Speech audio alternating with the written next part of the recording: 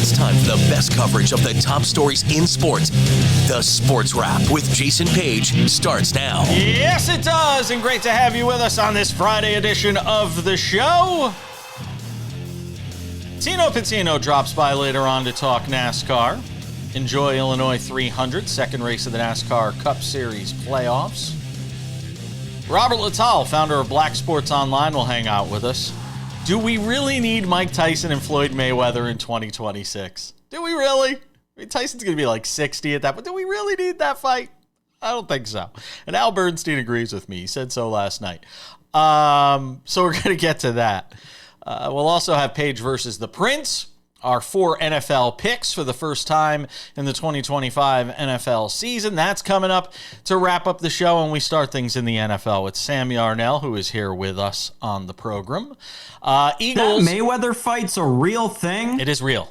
It is very real. I saw that as a headline the other whenever it came out yesterday, and I thought it was like Twitter AI generated slop. I thought it was fake. Nope, it's absolutely real. I don't know how. I don't know why, other than the both of them need money. You know, Floyd ran out of gambling money, maybe. I don't know. Maybe his gym that's right next door to me is not doing that well. I don't know. But they're going to fight in the spring of next year, and Tyson will be lucky if he hits Floyd once, as fast as Floyd probably still is at the age of 48. Tyson, it's just going to be Tyson chasing him around the ring like somebody trying to catch a chicken in a coop. So, Sam, I want to start things out with the Eagles and Cowboys last night. And it wasn't the Cowboys defense that let them down in this game, Sam. It was CeeDee Lamb's hands that let them down in this game, Sam. Your overall impressions on what we saw last night between the Cowboys and Eagles, the delay, we'll get to the Jalen Carter stuff, but your overall thoughts on the game. Yeah, I mean, the Cowboys defense was, a lot better than a lot of people, myself not included, thought it would be. And it was impressive. And what else did you see from the Philadelphia Eagles? Looks like they probably took a step back from how historically good they were last year. And that's okay. Jalen Hurts, I tweeted it during the game last night. The MVP conversation may be opened. And I know people are talking about the passing and whatever. First of all, Jalen Hurts won his first, I want to say, 7 passing attempts without a ball hitting the ground. I think he went 7 for his first 7. Maybe it was 6 for his first 6. And I mean, you saw what the guy can do with his legs, not only numbers wise, but you watch the tape, the way the guy can maneuver about the pocket. There are a lot of flashes there, especially with how that wide receiving core looks without targeting A.J. Brown.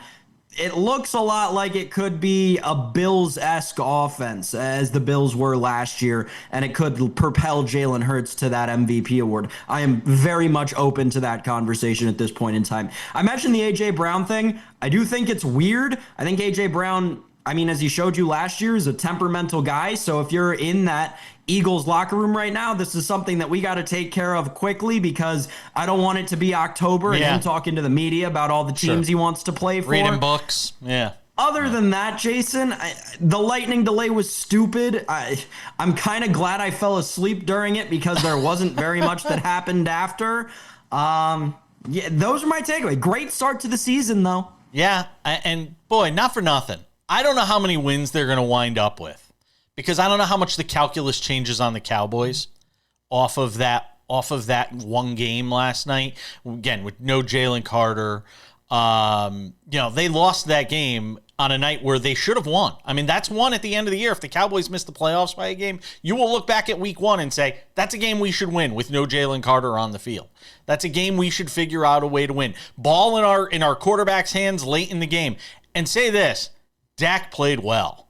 And it's another one of those reminders that when Dak Prescott is healthy, he is still one of the top quarterbacks in this game.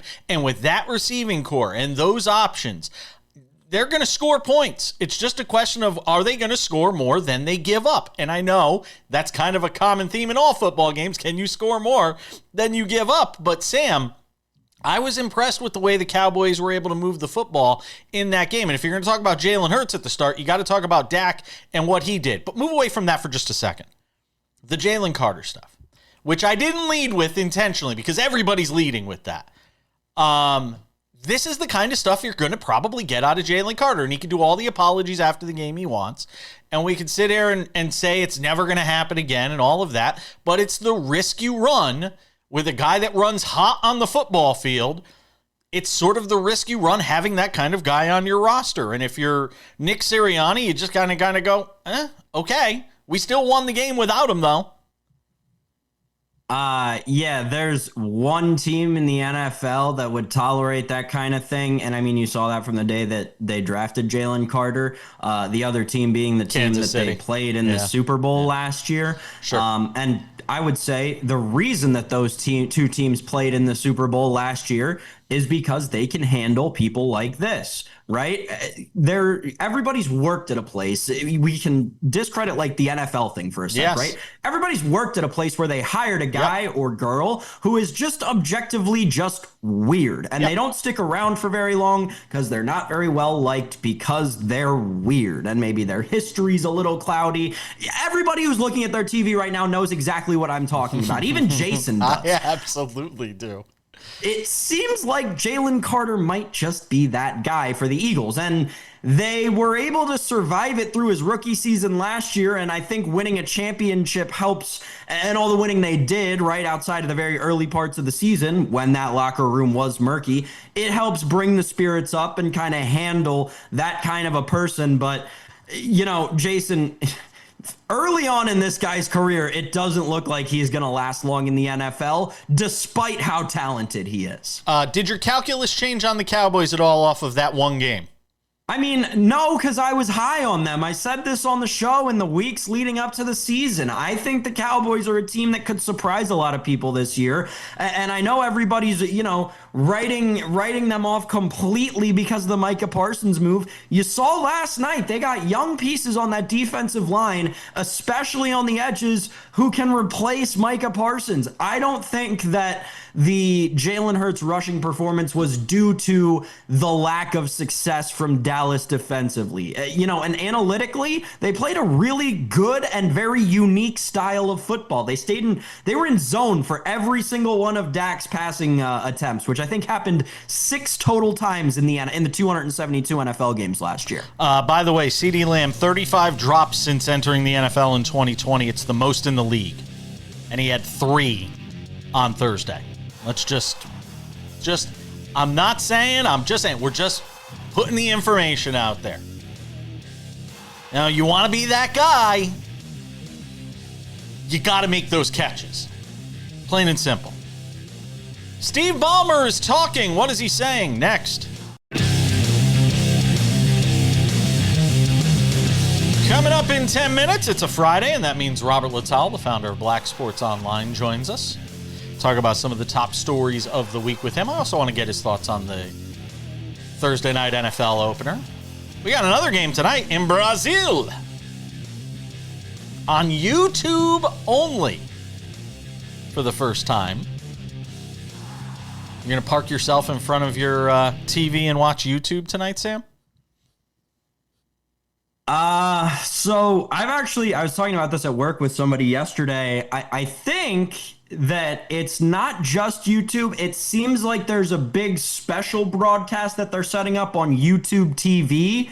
And I was confused about that because yesterday we were talking, I was talking with one of my coworkers about how they always do the weird scheduling, right? Thursday Night Football's NBC this week. Yeah. And then I was like, oh, does that mean Friday night's Prime Video? No, turns out Prime Video's Monday night, I want to say. No, really? There's a game on Monday night? No, ESPN's got Monday night. There's Prime Video got a weird window in week 1. Regardless, yes. YouTube's got this. And it seems like there's also going to be a different broadcast or maybe a stat simulcast on YouTube TV. YouTube TV's got like 3 different channels set up for it. Not a shock. I'm excited to figure out the new way that I'm going to have to watch NFL football on Friday night. Make sure you have subscriptions to 17 different services if you want to watch football this year. And as Scott Hansen said on Pat McAfee's show the other day, get ready for commercials on the Red Zone this year.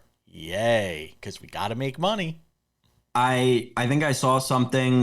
This may have been a couple of months ago. I believe it was in July when everybody starts to get billed for all these things, right? But somebody did an analysis, maybe it was Front Office Sports, I'm forgetting who, to watch every single NFL game this year. I think you have to pay something to the tune of $2,000. I want to say it's $1,800, $2,200, something like that. Just absolutely insanity. Yep. I cannot believe people will pay that. it.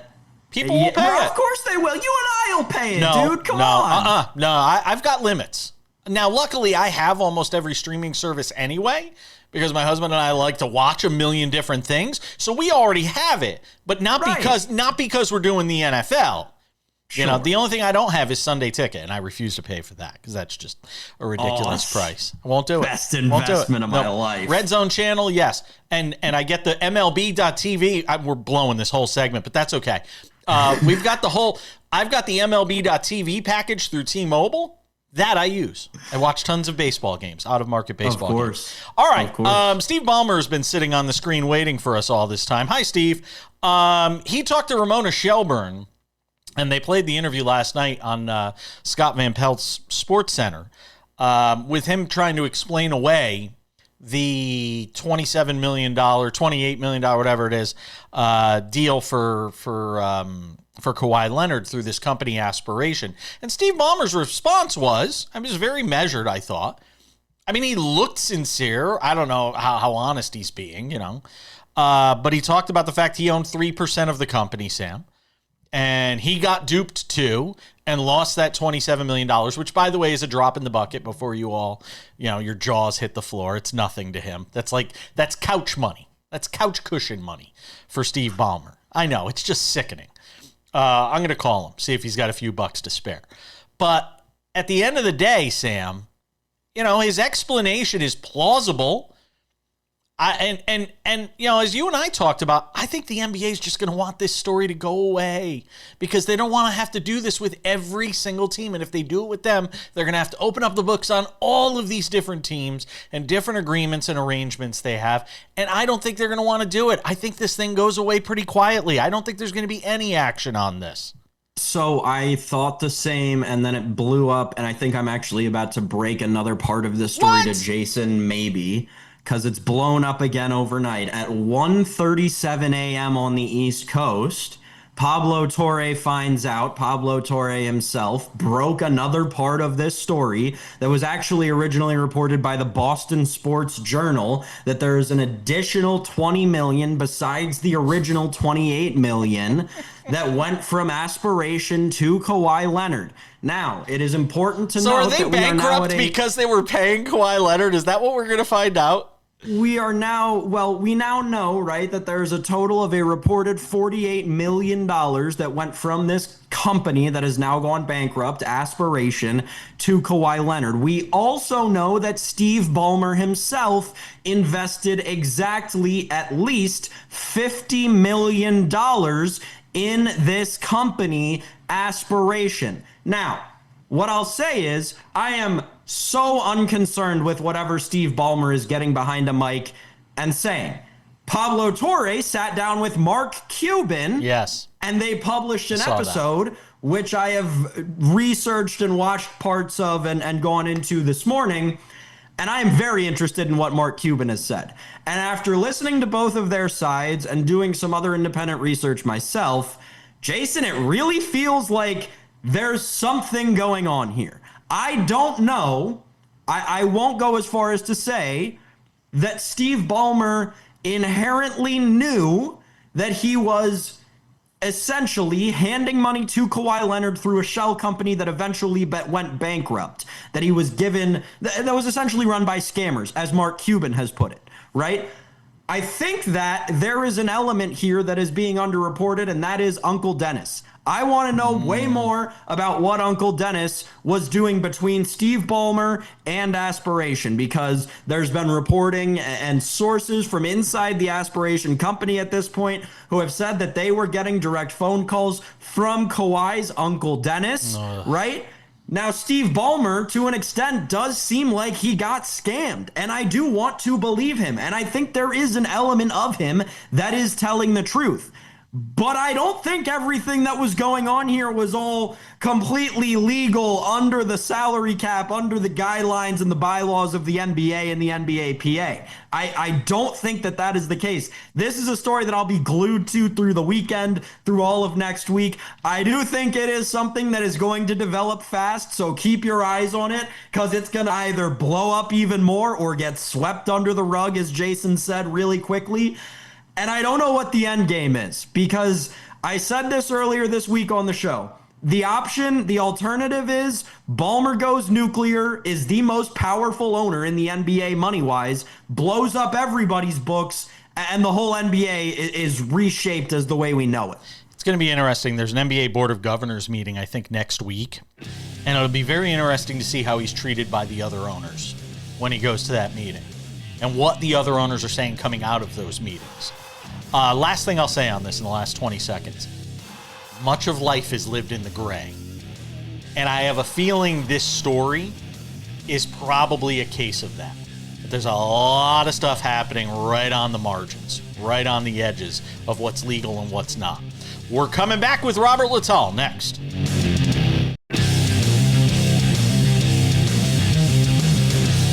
Welcome back to the show on this Friday, and Fridays mean a few things. Page versus the Prince because it's NFL season. That's coming up a little later on.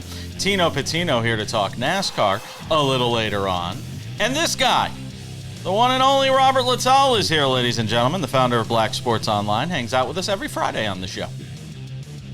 And today would be no different. All right, before I get into what I really want to talk about, I want to get your thoughts on the NFL Thursday night opener, which just felt like a steamroller. And then you get the lightning storm, and it breaks everything up, and the teams come out, and it just looked like a completely different game.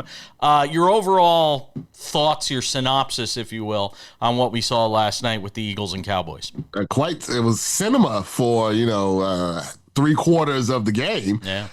Exciting, a lot of scoring, people getting thrown out, spit gate, season-ending injuries, brawls. It was everything that you can want for. But then the lightning gods, Thor, decided that, we were having a little bit too much fun. And I'll be honest, even on the here on the West Coast, it took a lot out of me. And I think it took a lot out of a lot of people, and the energy just went down.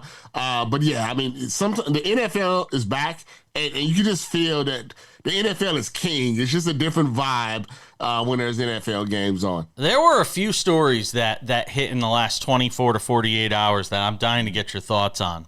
I was getting ready to settle in and watch the game last night, and then across my phone on TMZ pops this story that Mike Tyson is going to fight Floyd Mayweather next spring. And I damn near fell off the couch when I read this. Partly of laughter, partly of shock. I even invoked the name of Al Bernstein some way, somehow, as I was reading this. Why on earth in the year 2026 do we need Mike Tyson fighting Floyd Mayweather? I just don't get it. And look, if he had put up a representative performance against Jake Paul rather than just standing around the ring and ducking and trying not to be a punching bag for Jake Paul, I would get it. But I don't know who needs to see this fight. It's just money. I mean, you see what's going on with Jake Paul and Gervonta Davis. That's a fight nobody needs to see. We really didn't need to see the Mike Tyson and Jake Paul fight. You worry about Mike Tyson's health. We all saw what he went through just to get in the ring with Jake Paul.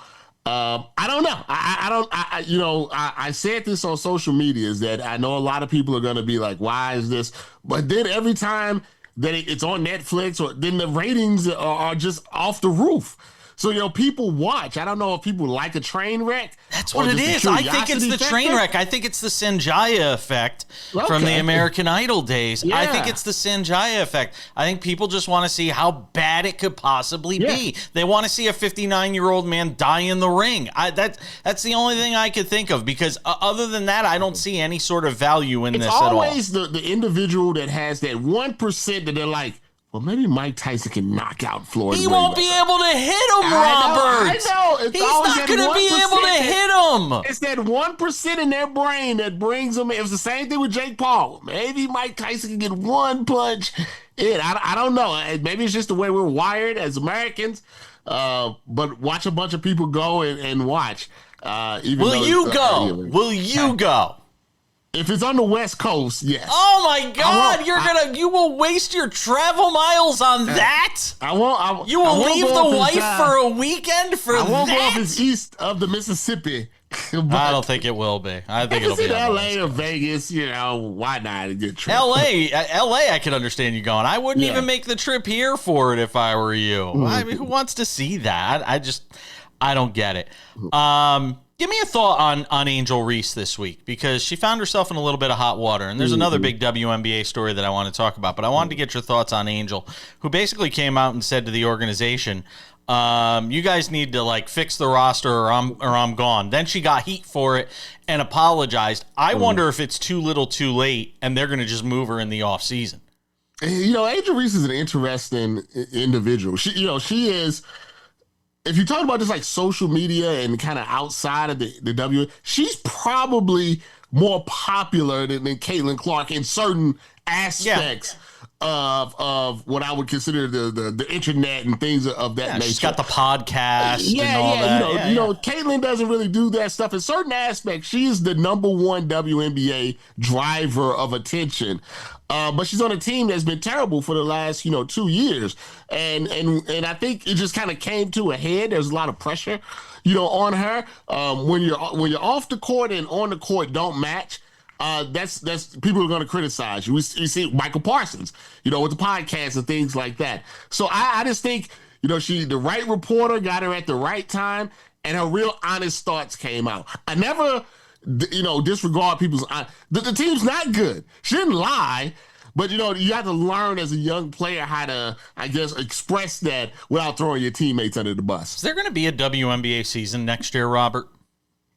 I think so. I really don't think they can afford to have a lockout. I don't know. There's a lot of chest pounding right now. Well, let's be honest. When Caitlin Clark got hurt, the conversations, the things like that have went down. Absolutely. I'm not saying they fell off the map. I'm not saying people aren't watching, but there's once they stop throwing those things on the court, the conversations have been a lot less, and the media attention has been a lot less since that happened. I agree, and somebody's got to read the room here. And I don't know who that person is that stands up. I know who it would be in the NBA. Who would the person be to stand up in the room and try and make a point and drive the point home that we can't afford a stoppage? I know who those people are in the NBA. I'm not sure who they are in the case of the WNBA. I think there's some ladies in the WNBA that want a stoppage.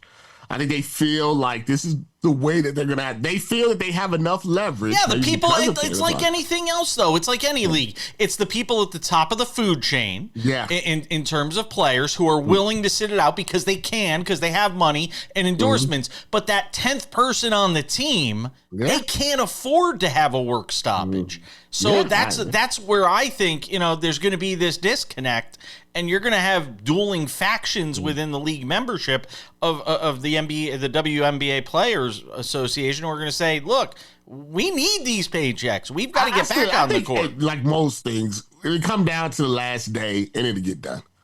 All right. You say so. You have a lot more faith in it than I do. There is a big story involving Caitlin Clark that I want to get to. We'll get to that coming up in a couple of minutes. And Steve Ballmer, we talked about it a few minutes ago with Sam, responding to the allegations of circumventing the salary cap that Pablo Torre has put out there. He's Mr. Breaking News. He's like Jim Carrey in, what was that movie? Where he's the newsman. I forget, with Steve Carell. Anyway, he's a lot like that. We'll get to it next. Coming up in 10 minutes, we preview the Enjoy Illinois 300, NASCAR's second race of the postseason in the Cup Series. Tino Pattigno will be here for that. Still got Page versus the Prince, Week 1 NFL picks coming up as well. All right, a few things I want to get to. First of all, what is your Super Bowl pick for this year, Robert Littal? Super Bowl. I like the Ravens versus the Eagles. Ravens and Eagles. That's one I have not heard of amongst the people we've talked to. Yeah, that's going with Lamar Jackson. You're going chalky. To get over the hump. Yeah, that's pretty chalky. Robert Littal, founder of Black Sports Online, hanging out with us on the show.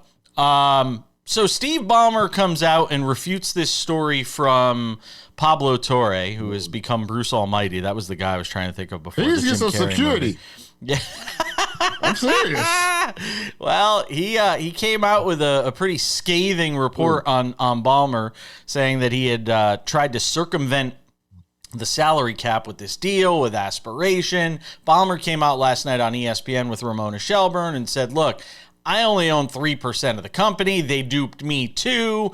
I don't know how this happened. I just made the introduction. Who do you believe, Robert Littal?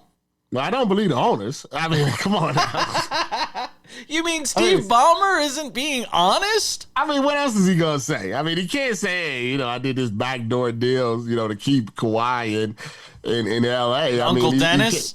He does have some good. I will say he has some good plausible deniability. The fact that the company is a scam, and the guy's going to jail, the bankruptcy, and the fact that I don't even think Kawhi got paid the money, it does give him a little bit of a shield. But I mean, this is come on. I think this happens a lot. I think this is something that is prevalent in sports, and maybe the problem with Ballmer is he had a direct connection. With it, whereas another owner may not have a direct connection, but say, hey, go talk to my buddy, Tom at Tom Automotive over here. He may have something, for you, wink, wink, where there's no, connection. But no, I don't believe Ballmer. I think, because we remember Uncle Dennis? Yes. There was stories that Uncle Dennis wanted a private jet. Stuff. He wanted a private jet. Right. Yeah. So you're telling me that Ballmer, who had basically just got into the NBA, was trying to make the Clippers as large as the Lakers. You don't think he had cut a little corners the way he'd be jumping around and screaming at people? No, I think he did it. Yeah. I have a feeling the NBA is going to want to make this story go away quietly, though. Because if they look into him, they're going to have to look into every other team. They're lucky. They're lucky as Kawhi Leonard. If it was LeBron James or if it was, Giannis or certain other players that I would say have more of a high profile, I think they couldn't sweep it under the rug. But for some reason, Kawhi is just so, I don't know, he's like a tree. He's just so quiet, know. And I'm upset no trees have been planted too, because that's really good for the environment. What do you make of Pablo Torre and the fact that he's become sort of this investigative firebrand for sports? I told you I'm worried about him. We don't this deep throat type of stuff that he's doing, but in the open, I guess I'm a little bit of someone that I would say is a conspiracy theorist, and I read all of that stuff, and I read all that stuff about people that tried to write about JFK and all the people disappearing and stuff like that. So I like it, the fact that he's kind of uncovering a lot of the things that maybe we already knew but didn't have any proof about. I just think he should be careful. Check under his car. Check under his car before he starts it.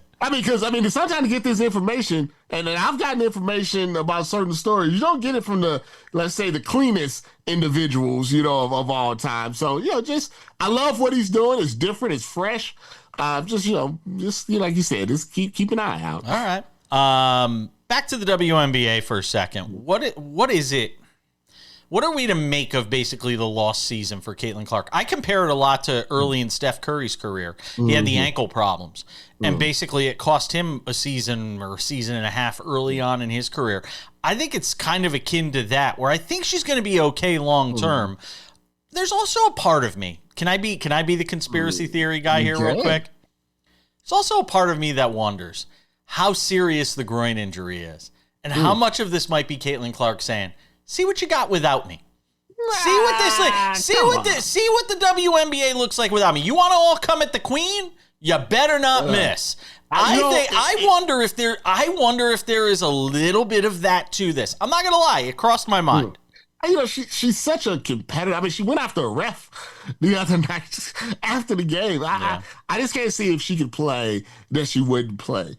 But it's sad. It's sad because I'm not ashamed to say that I watch more WNBA when she's in it. Me too. You know, she's my favorite player. And I don't think for some reason, shame has been put on if you're a fan or someone that says, I watch.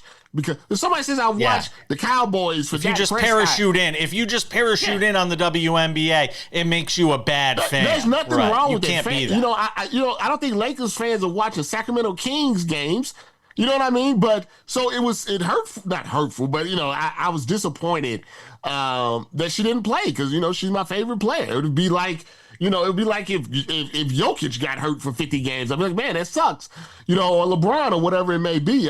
She's so young and there's so much pressure on her. I actually hope this helps her in a way because she's kind of moved a little back from the forefront because she's been hurt. So maybe next year things will even kind of out and we could just talk about ball and it won't be so much craziness behind her.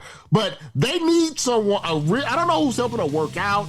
I don't know who's doing all of that. But she's the golden goose. So they need whoever helps LeBron, whoever helps Derrick Henry or whatever. Those are the type of people that should be watching her body to make sure that, she's healthy going forward.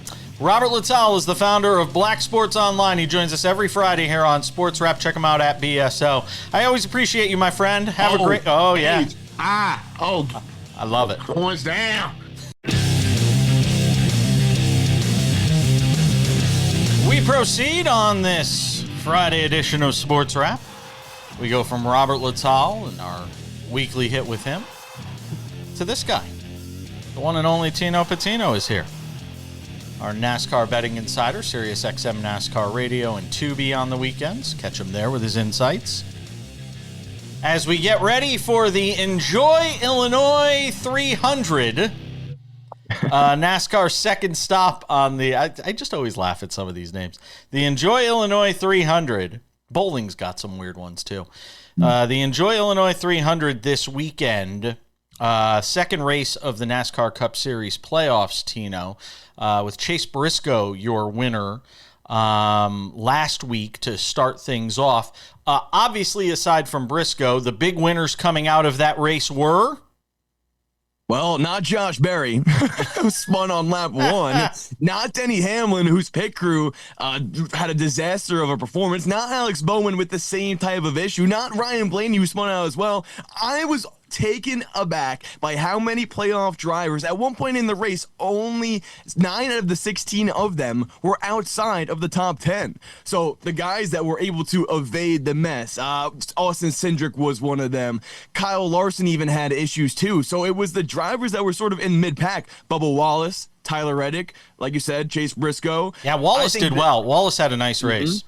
Yeah, so it was very interesting to see because Darlington is normally where those drivers step up and the cream kind of rise to the top. We didn't see that. Ross Chastain is another driver that maybe could have went either way. He had a strong run as well. So a lot of those drivers that had issues, whether it was pit road issues or damage, getting into a wreck like Josh Berry did, very interested to see how they come back from that this weekend because they're going to need to make up some points with everything they lost at Darlington. What is unique to this track?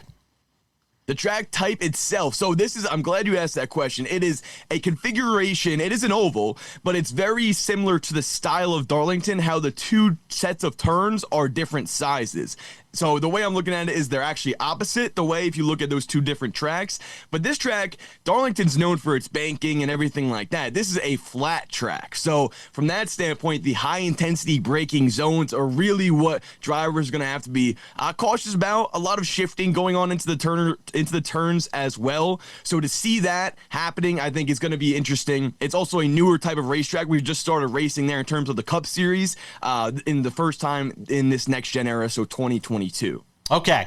Let's look ahead to this race this week, obviously, and look at the favorites. Christopher Bell at 4-1 right now is the favorite. Ryan Blaney going off at plus 440 over on FanDuel. Denny Hamlin at plus 650, and then Joey Logano 10-1, Kyle Larson 10-1, and Chase Briscoe 12-1.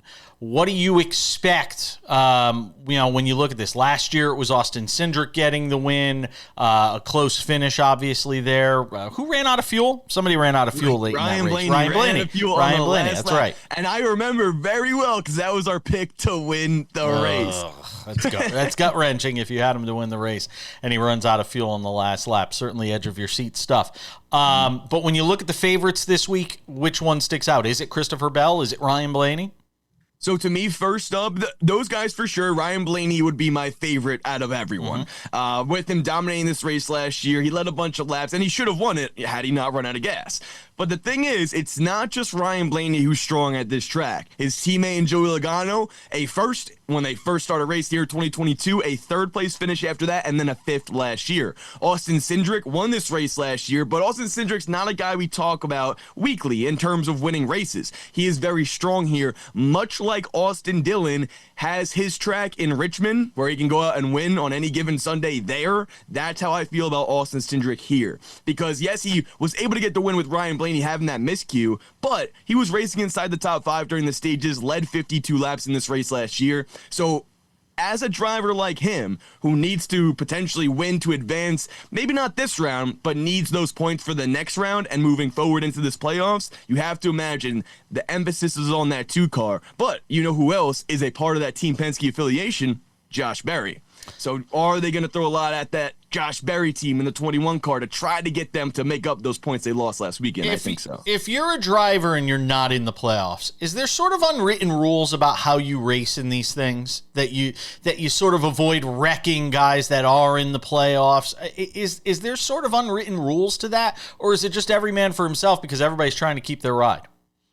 I think it depends. So I would say yes, there is unwritten rules that you would race a playoff driver a little more cleanly than you would during the regular season. They have a lot more, to fight for in terms of a championship. But those guys out there, to your point, last weekend we saw it. Eric Jones and John Hunter Nemechek, 2 guys out of the playoffs, racing hard with Tyler Reddick, maybe holding them up in terms of catching Chase Briscoe for the win. Those are 2 playoff drivers going up against 2 non-playoff drivers. So to me, I think it depends on who they're racing against. Some drivers have friends out there in the field to where they'll cut them a break. Oh, okay, you're a lap car, whatever the case may be. Here you go. You can pass me this time. But other drivers have a lot of enemies, and you may not see that happening. If Carson Hocevar was in the playoffs, people would not be cutting him any breaks, and we saw that himself not cutting Chase Elliott any breaks last weekend at Darlington. They're rubbing against each other at one point. So I think it goes hand in hand with the driver you are and how you race other people around you. In the final 30 seconds, Shane Van Gisbergen won 4 times during the regular season, obviously on road courses.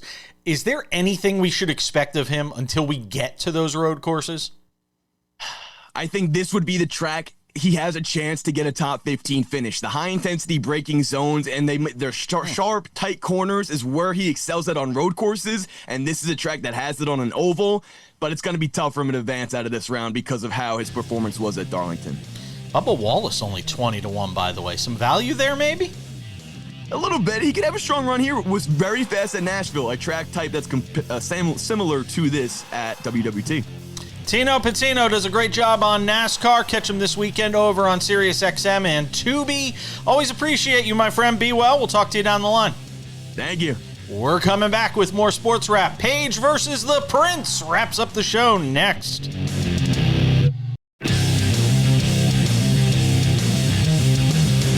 All right, just about time to say goodbye on this Friday edition of the show. A few reminders. Don't forget, Sports Wrap weekends on many of these same affiliates. If not, check your local listing for time and schedule. It could still be on in your market, just maybe on a sister station. A lot of our gray TV, gray media affiliates throw us on broadcast for the weekend as opposed to their regional sports networks. Look around.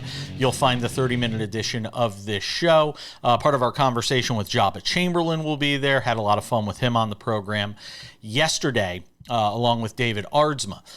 Sports Wrap with Jason Page, the podcast, the audio version of this show, Monday through Friday, available on all your favorite podcasting platforms. Make sure to go and get that. The Sports Wrap with Jason Page YouTube channel. You can watch us there Monday through Friday. I had a guy message me last night in Tampa who watches the show. God, I can't remember his name. I feel bad. Might have been Jake. I don't know. But a guy in Tampa messaged me last night during the game. Thanks for watching the show down there. We love you guys in Tampa. was saying, where else can I get the show? Sometimes, we get preempted, games, things like that. Hey, you can watch the show on YouTube Monday through Friday. It's available most afternoons, early evening. Watch the show there. Sports Wrap with Jason Page, commercial free, 45 minutes. Go and check that out. Also, Sports Wrap Shorts. We had 3 of them up there yesterday. It's another way to enjoy the show for the ADD Society. You can all go and watch the show there as well. All right, without any further delay, ladies and gentlemen, for the first time in 2025, or the 2025 NFL season, it's week 1, and that can only mean one thing, ladies and gentlemen. It's Friday, and that means it's time for the weekly face-off for sports betting bragging rights. It's Paige versus the Prince on the Sports Wrap. All right, Sam Yarnell. Thank you, Chad Erickson, for that lovely introduction. Week 1 in the NFL. Every Friday on the show, Sam and I give you 4 winners. At least we hope so. Maybe this year we'll actually keep track of our standings. I say that every year. Sam Yarnell, you are up first this week. We'll let you go first because I think you beat me out by a game or 2 last year. So you get the honors. You get to go first in Paige versus the Prince. Give me 4 winners, sir. Who knows, Jason? And I'll give it my best shot this year, but it seemed like last year was a tale of 500. Hopefully, I'll be able to improve upon it this season. All right, we'll start things out in New England. I got to go to it. This just feels too easy. Give me the Raiders and the Patriots under the 43.5. This one pretty simply comes down to it's a Mike Vrabel versus a Pete Carroll team. And Josh McDaniels is one of the offensive coordinators. Do you think there's going to be a lot of offense in that game? I sure don't.